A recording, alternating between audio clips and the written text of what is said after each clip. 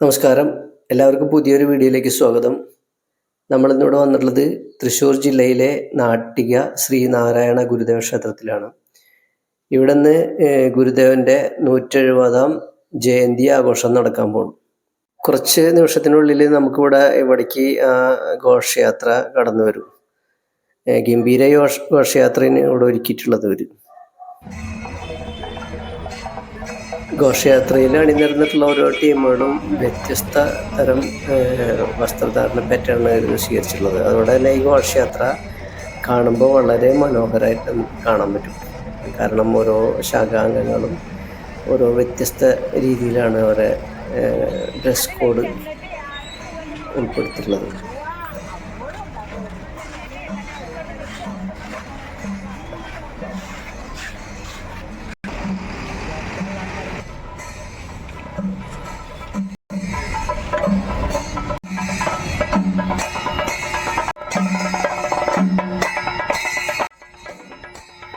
വലിയൊരു ജനപങ്കാളിത്തം തന്നെ ഉണ്ടായിരുന്നു ഇതിൽ.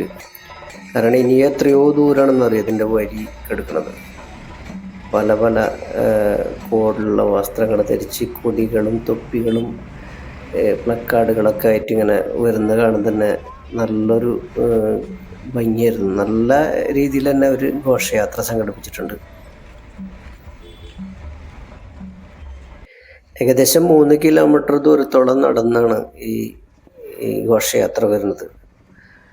അതിപ്പോൾ ഈ കാണുന്ന ഭാഗം തൃപ്പയാറ് സെൻട്രലിൽ കൂടെ ടച്ച് ചെയ്തിട്ടാണ് ഇപ്പോൾ പോകുന്നത്. വളരെ ശാന്തമായി എല്ലാവരും കൊടികളും ഗുരുദേവൻ്റെ പ്ലക്കാർഡുകളും ഒക്കെ കൈപിടിച്ചുകൊണ്ട് വാദ്യോപകരണങ്ങളൊക്കെ ആയിട്ട് ഇങ്ങനെ പോകുന്നതാണ് കാണേണ്ട കാഴ്ച തന്നെയാണ്.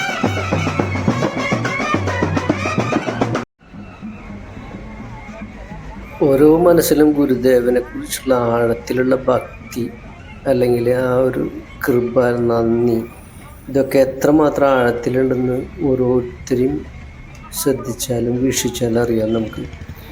അത്രയും ജനഹൃദയങ്ങളിലാണ് വസിക്കുന്നത്.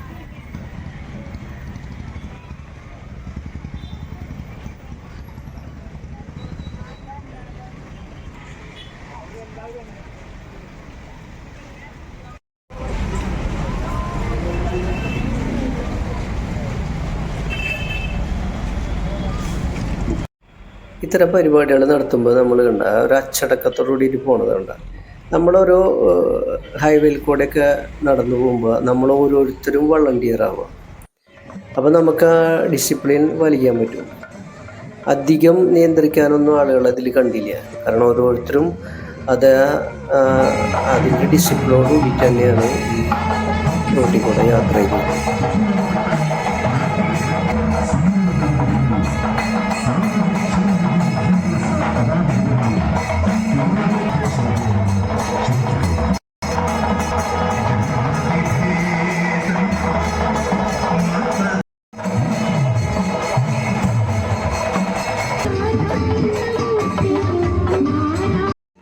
പുതിയ ഹൈവേ പണി നടക്കുന്നതിൻ്റെ ഭാഗമായിട്ട് ഇവിടെ റോഡ് കുറച്ചൊക്കെ അടച്ചിട്ടുണ്ട്. അതുകൊണ്ട് ആ ചുറ്റു സൈഡിൽ കൂടെയാണ് പോണത്.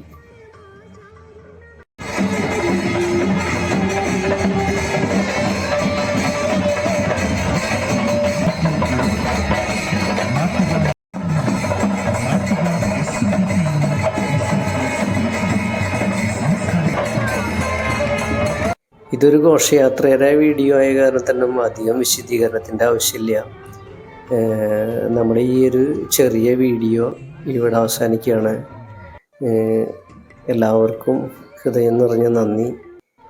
ഇനി മറ്റൊരു വീഡിയോയുമായി വീണ്ടും നമുക്ക് കാണാം.